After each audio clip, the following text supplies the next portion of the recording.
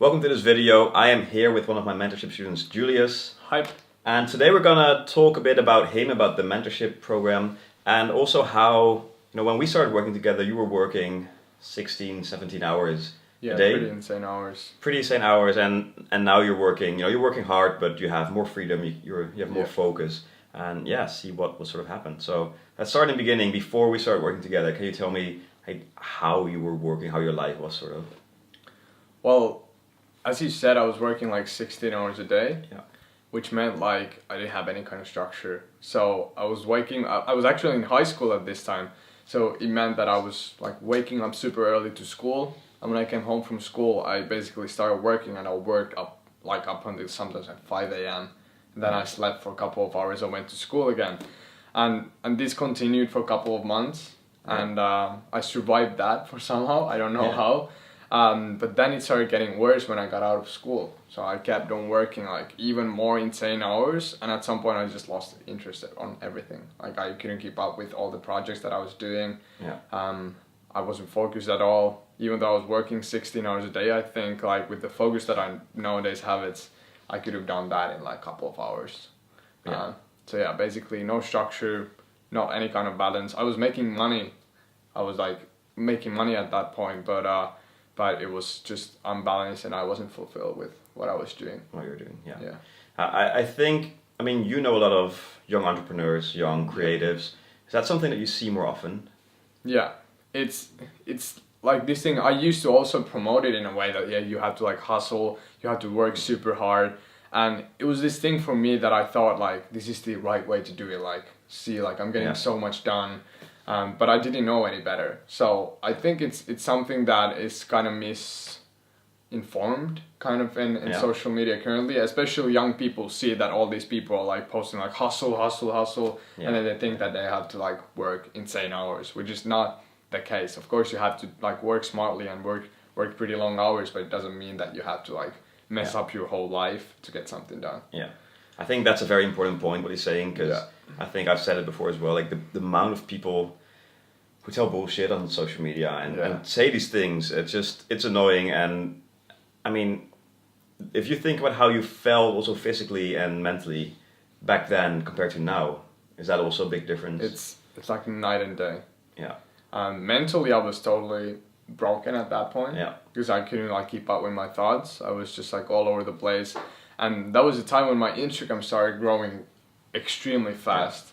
And I started like building this creative business, and it was just too much at some point. Way too much going on. And physically, like I used to go to the gym 5 times a week, and suddenly I was working so much that I didn't go to the gym anymore. I didn't get any exercise. I was working really long hours, and after I started getting the chance to travel, that's when everything went wrong.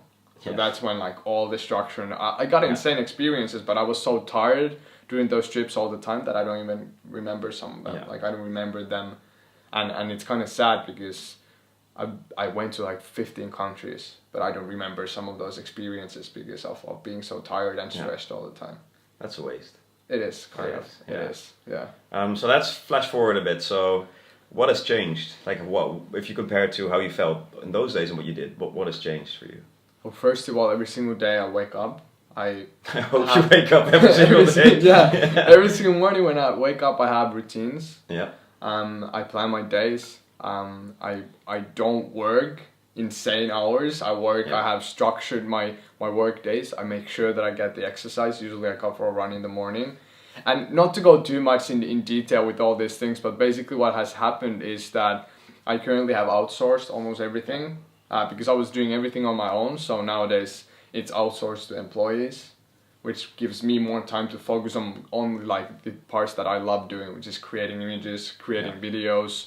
And it's something that I've started feeling the happiness and the fulfillment with my job again, now that I've outsourced the things that I don't enjoy doing that much. And also in general, just being able to like enjoy moments, do stuff like this, just now sitting here without any stress, like just being happy. So that is the fulfillment and the happiness, and also getting way more done with way less time. That's the like 3 main things that I've noticed now afterwards. I think the word you said, focus, is super important, of course. outsourced, especially in your case, was very big. Yeah. How do you think that change happened? Like what did we do? What did you do to get that change? What did you have to change for yourself? For myself, I just had to trust people, like people who have experience with that. So for example, you told me a lot of great tips on like how can I start doing these things, and I always had that mentality that I do everything myself. No one can tell me like I don't believe people who tell me like bullshit like that.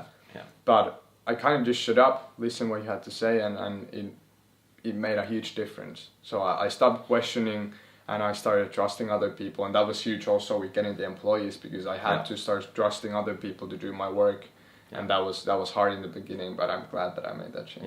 Yeah. Right. I think there's another funny thing or interesting thing. When we first spoke, obviously I tried to close you as a mentorship student, and before we had the call, he was super skeptical. You said.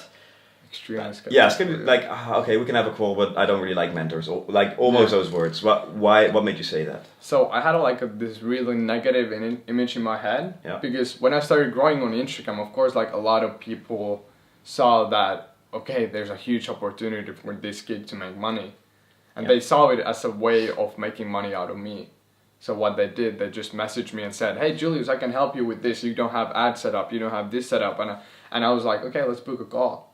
So I went in call with these people, and they were super nice. Don't get me wrong, like these people probably don't mean anything bad, but they were super money driven. So at the end of the call, they always like, yeah, we want like 10% of your whole company, or like insane like thousands and thousands of fees in like mentoring, without even explaining me that well, like what. It was always just like getting employees and all of these different things, and it wasn't anything nearly as specific what you, for example, gave me, and with you it was different because you approached me in a totally different way. It felt genuine, and that was the reason why I think I didn't have that skepticism after we had our call.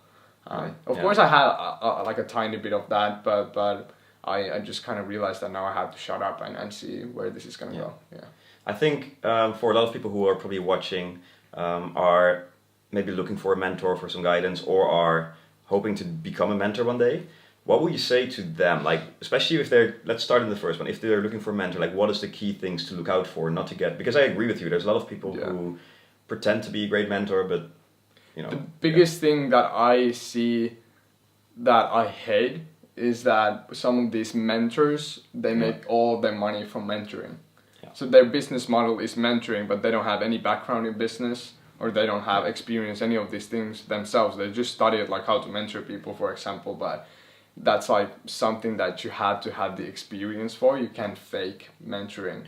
It's not that genuine. So I think if you are looking for a mentor, it's important to always check their backgrounds and just like look more deeply into what they've been doing.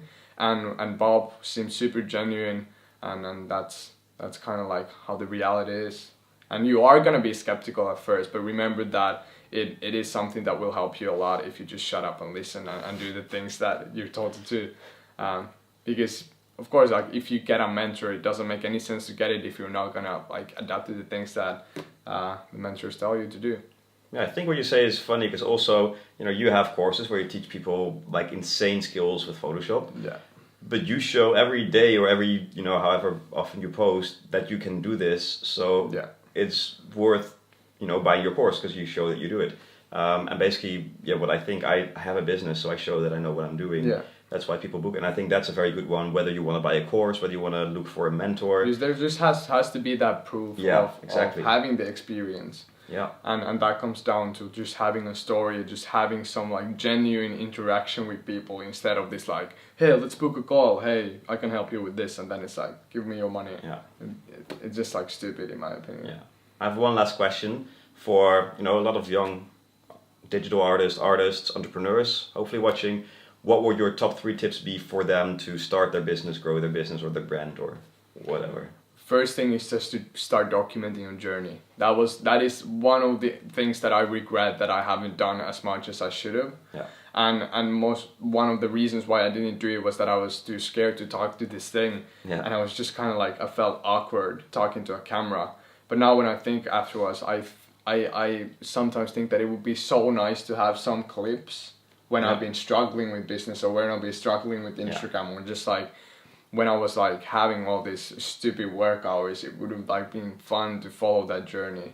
And then the second thing is just to remember always that passion is the thing that should drive you the most, not any kind of monetary win or anything in terms of like likes or comments or just like social media attraction. It should always be about your passion, and that has always been the number one thing for me. And immediately when I started seeing that I started losing that passion, that was the moment when I got stressed out, and I was like, okay, now this is not going the right way.